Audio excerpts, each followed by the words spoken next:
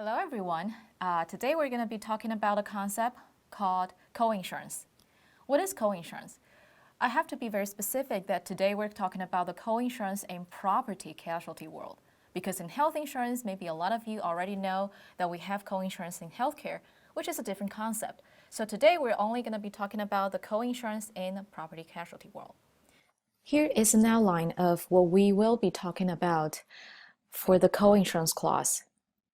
First, we will visit the definitions. So what is the coinsurance clause? Sometimes it's also called the coinsurance requirement. And then I'm going to give you some motivation. Why do we need to have the coinsurance clause? Or to put it differently, what if we don't have the coinsurance clause? What could be the problem? Finally, we will talk about the techniques. Specifically, how does it work? Because coinsurance clause problem can involve some mathematics. Now, it's not hard. The key is to understand why first, and then it's pretty straightforward. We will use one example to demonstrate it, and then I'll give you an exercise to see if you can understand how to do it. So we have a definition first. It is a clause that in property insurance contract which encourages the insured to insure their property to a specific percentage of the property value. To put it in simple word, it requires the insured to purchase insurance with no less than a certain percentage of the property value. And that percentage, we give it a name. That is called the co-insurance percentage. So, for example, if you have a house, and your house has a value. Let's give it a value at $200,000. Okay, so you have a $200,000 house with a coinsurance requirement of 80%. Coinsurance requirement. It basically tells you have to buy insurance at the value of at least 80% of that $200,000.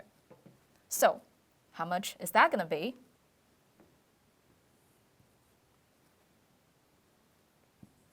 $160,000.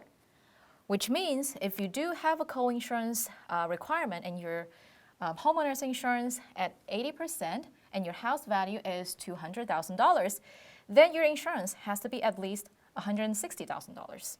So that's very simple, right? So then you might give me a question of, well, why do we have this? So I'm going to have to motivate you a little bit. So why do we need co-insurance? The very fundamental problem is we have an underinsurance problem. What is an underinsurance problem? Let me give you an example. Consider you and I. Okay, we both have a house, and we have the same house in the same neighborhood. So you have a house, $200,000. That's your house.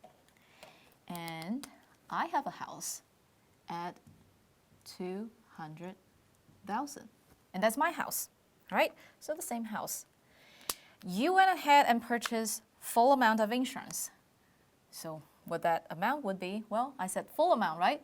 So your insurance purchase is $200,000. So you cover it in the full amount of the house value, right?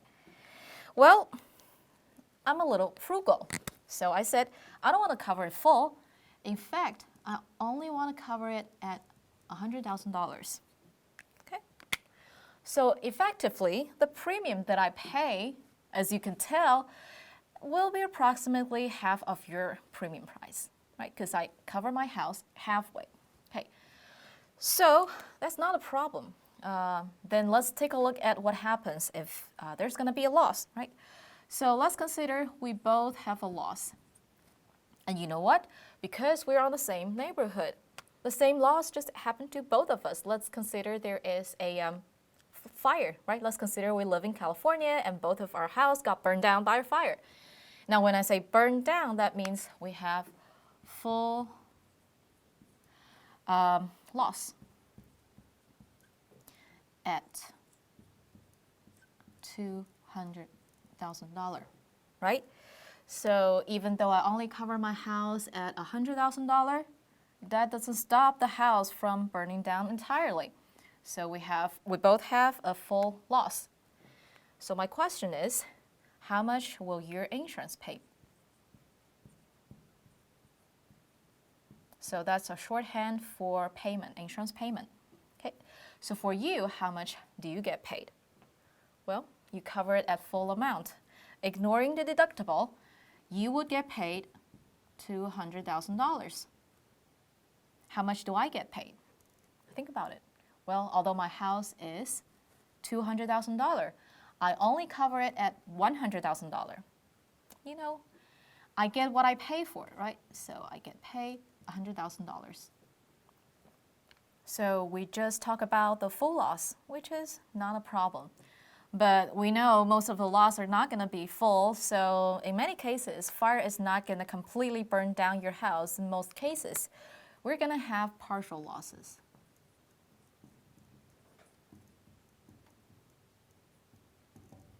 So let's consider we both have partial loss, and partial loss for us is $10,000. Not much, but still enough for us to claim for insurance, right?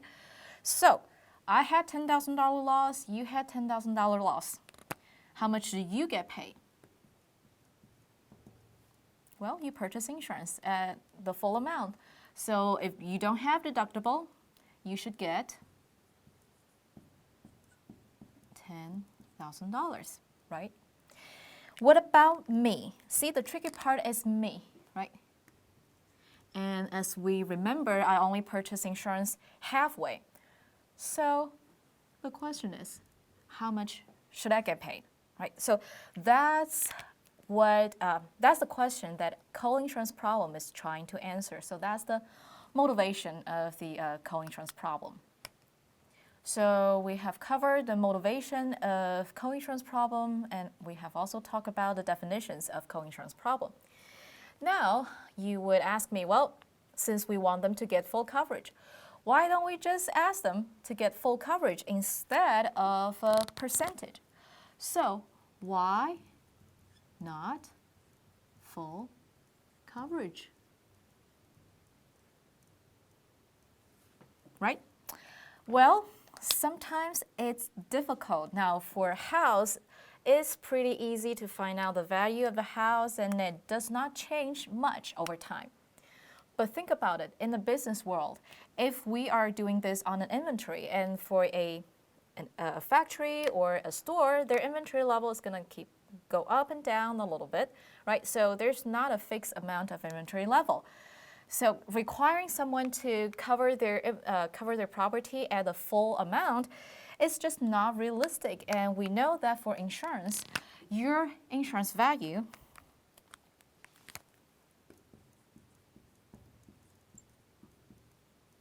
should always be smaller or equal to your property value.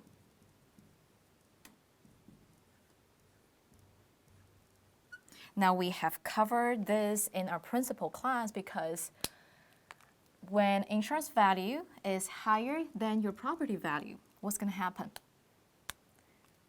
Example would be if you have a car, $2,000, and you can buy an insurance at $5,000, wouldn't you have an incentive to create a loss to the car so that you could claim an extra $3,000 from the insurance company, right? So there's going to be a lot of fraud going on. So we require insurance value must be strictly smaller than or equal to the property value.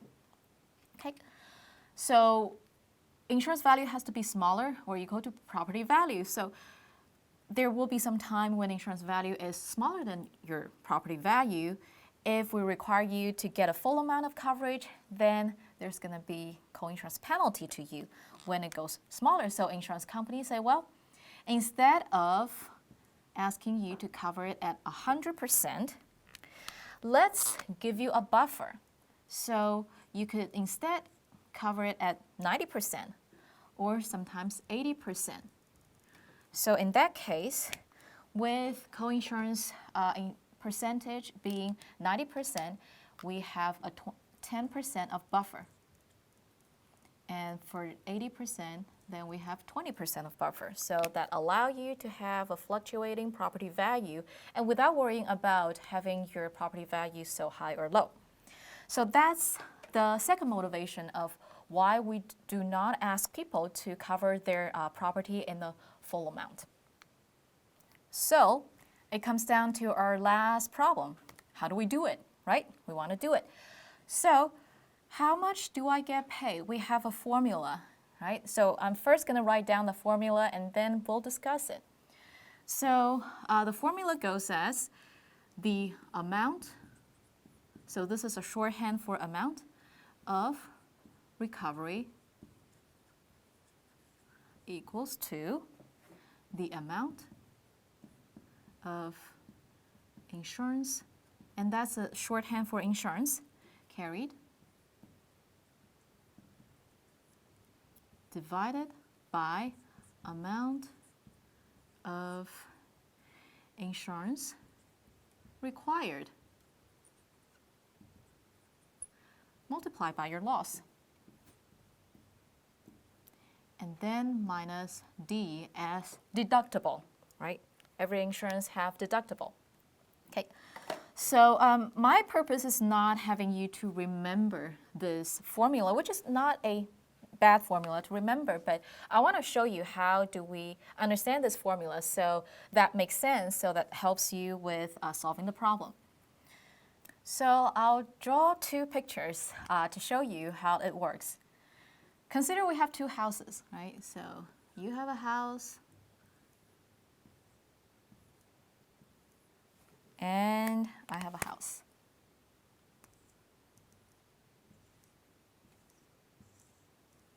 Sorry, I don't have a window, I don't have a door to it, but just get it. This is a house, right? Yeah, this is a house. All right.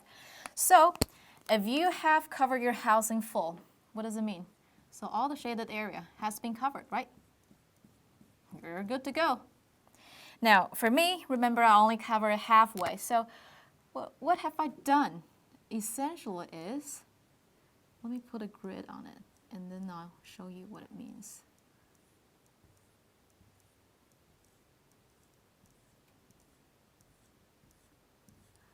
That means, you see, I'm only covering the shaded area here, right? I only cover my house halfway instead of the entire house. Now, I'm not going to finish all, but you get that idea. Consider we have a partial loss of the house, so somehow there's a big wind that blew off your roof, which is gone, right?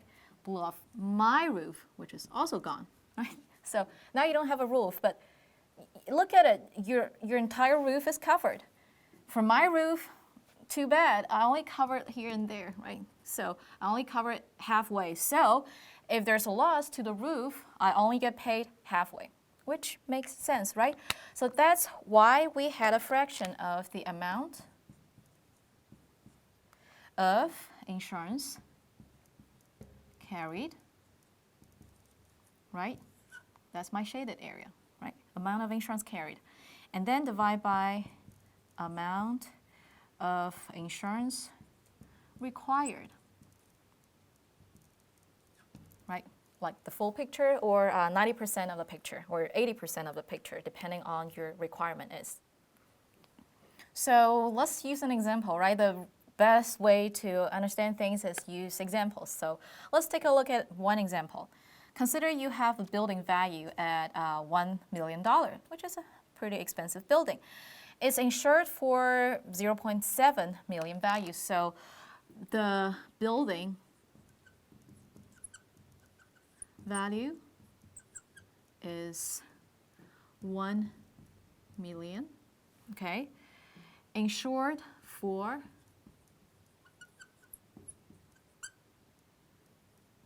0.7 million, okay? The insurance has 90% of co-insurance requirement, and then deductible, I'm using D as a shorthand for deductible, is 0.01 million. Okay, so there's going to be a loss. Consider a loss of 0.5 million. Okay, so we have a loss here, 0.5 million. The question is, how much of this loss will be paid?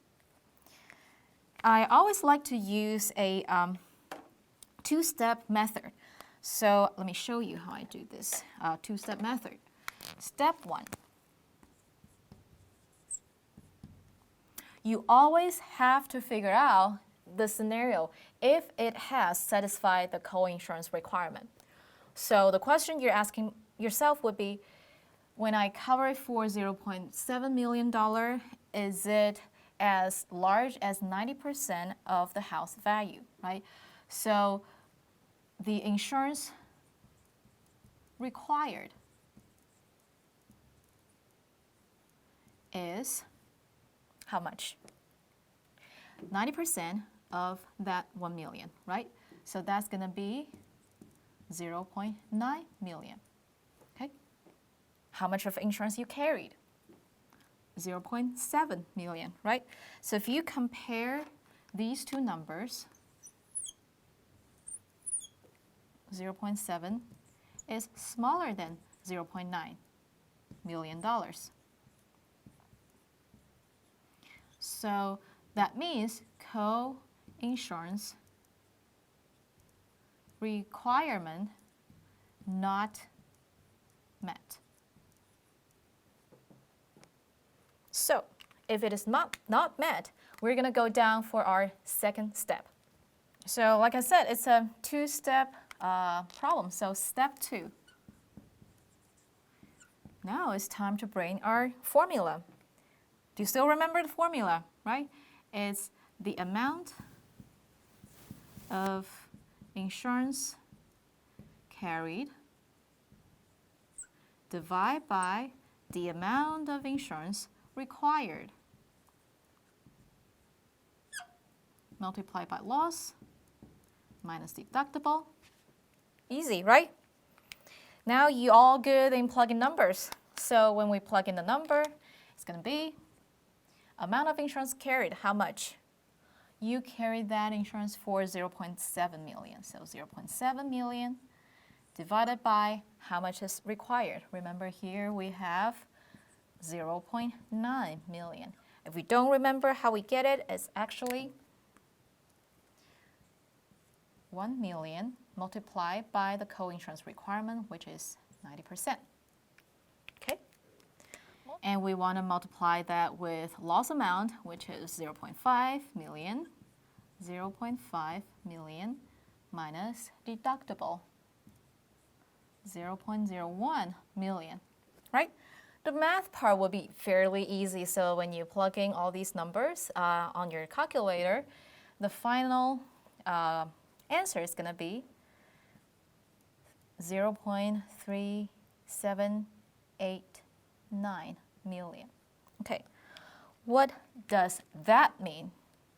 When you have covered your property at this fraction, only this much of your loss will be paid. So you have a loss at 0.5 million, but you only get paid minus the the deductible. You only get paid 0.3789 million. So that's why sometimes we also give it a name called the coinsurance penalty. So obviously you have a penalty here. You don't get to pay full amount of that loss. You only get paid a fraction of it. So this is where the fraction is. Now let's do an exercise, right? Exercise makes it perfect. Consider you have purchased a house 10 years ago at a value of $160,000. So your purchase price at $160,000. Okay? And your co-insurance requirement is 80%. Co-insurance requirement. Okay? You're doing a good job of keeping it up with co-insurance requirement, which means every year you would pay the premium to cover $160,000 of your house value. Okay? But now the house price can change. So now is 10 years after the materials and everything gets more expensive. Now, your house is valued at your house is valued at $200,000, right? The coinsurance percentage is still the same, 80%, okay? So now, today, you get a letter from insurance company that tells you they had a new appraisal on your house and the house value is now $200,000, okay? You don't understand what's coinsurance and then you think, well, I'm not going to sell my house, so I am not going to pay more premium. So you keep your insurance value at $160,000. Okay? So even though now your house value is $200,000, your insurance limit is still $160,000. Okay. So you have a loss at $5,000. Okay. So the question is, how much of that loss shall be paid? So I hope you get the answer now, but if not, let's take a look at it. All right. So again, we're using that two-step format. So you remember step one is always to figure out how much insurance shall you get and if you have purchased enough insurance to cover your house. So the amount of insurance required is 80% of that $200,000. So 80% of $200,000, that would be $160, right? And $1,000. Okay. Well, you have always been keeping up with that $160,000, which means you actually have satisfied the coinsurance requirements. So as you can see, that's why, and a lot of times insurance companies don't even require you to go up the full amount of $100,000, 100%, because chances are your house value could increase a little bit, and they don't want to bump you out from that coinsurance requirement. Okay, so as you can see, even though your house value has increased a little bit, you are still good about keeping that coinsurance percentage. So in that case, the full loss amount will be paid at $5,000. Okay, I hope you get it. So now 5 years has passed and your house value increased again. Isn't that a good thing, right? Your house value is now $220,000. Great. You have a loss at $5,000. So the question is, for that amount of loss, how much shall you get paid from the insurance company? So we're going to go back to your two-step system, right? So step one. Step one is determining if you have satisfied that co-insurance requirement. Okay, so insurance required is 80% of $220,000. Okay. Now, your answer would be $176,000. How much of insurance you have purchased? 160, right? So, 160,000, which is the insurance purchased,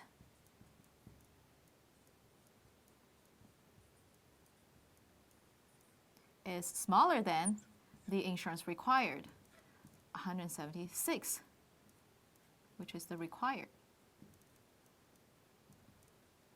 If that is the case, we're going to go down to step two.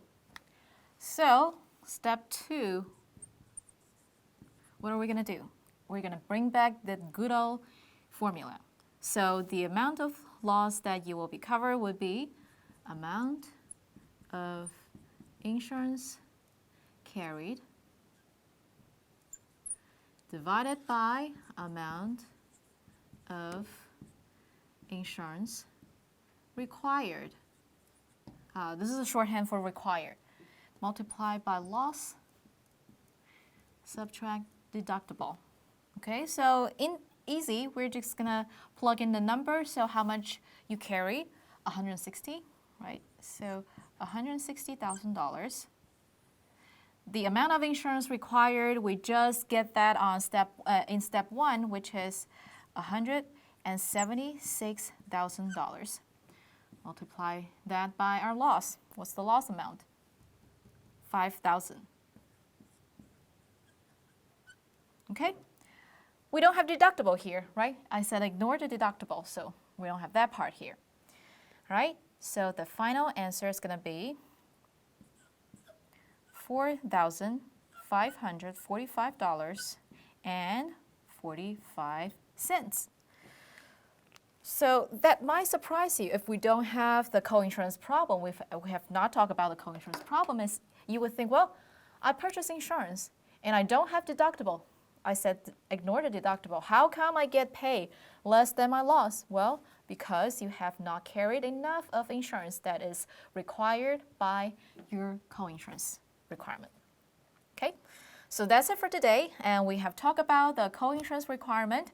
And just as a wrap up, today we have talked about the definition of co-insurance requirement. What is co-insurance requirement?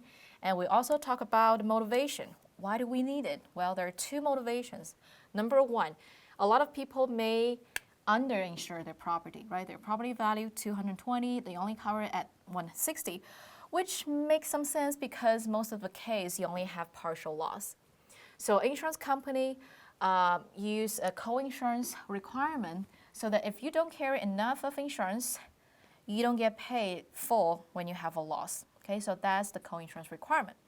And another motivation that we talk about is we don't require people to always get full amount because your property value can change over the time. And the insurance company don't want to throw you off just by, so they would give you 80% or 90% to give you a little bit buffer over there. Okay, finally, we talk about the technique. So we have talked about our formula. And if you remember, we also used that two houses, the graphic that I draw, two houses, sort of to give you an understanding of why we do it as a fraction. And we also use an exercise to illustrate that. So I hope you enjoy it, and I'll see you next time.